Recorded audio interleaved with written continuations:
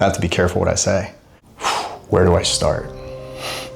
After 7.5 years of being with the largest gym company in the business, the largest gym coaching company in the business, I decided to walk away.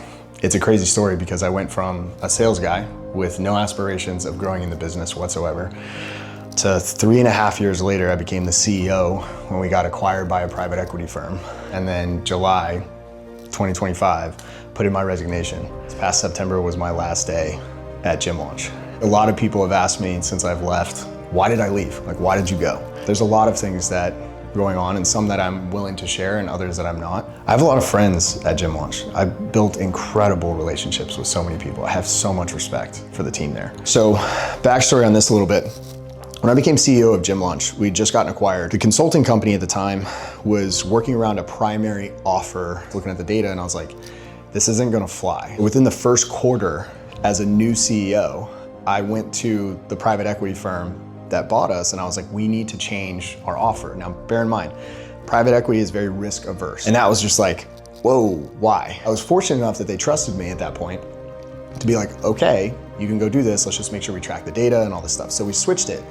And over the next 2 years, we doubled Gym Launch. But what happened is in the last half of 2023, even though we were doubling, I started noticing trends. This is working for a good percentage of the gym owners that are out there, but there's also a vast majority of gym owners that aren't interested in this service offering.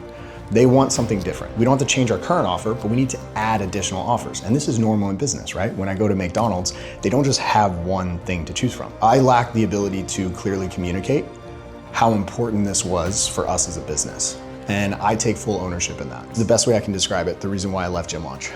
I came to the realization that I'm not a very good private equity-backed CEO. That doesn't mean that private equity is wrong, just I realized that I like to take risks and I like to change, I like to innovate. If I get to a point where I'm kind of feeling like I'm running into a brick wall, my first instinct is to blow up the brick wall, but I'm not gonna do that. So I have two options. I can either try to create a door through that brick wall and try to figure out a way to come together, collaborate, and make a change, which I tried for 2 years. Or if I realize that that brick wall is immovable and there's no way, then I'm just gonna go around. And I'm gonna leave and I'm gonna go a totally different direction. I decided that the best thing for me, for my family, and for where God wants me to go is to go a different direction.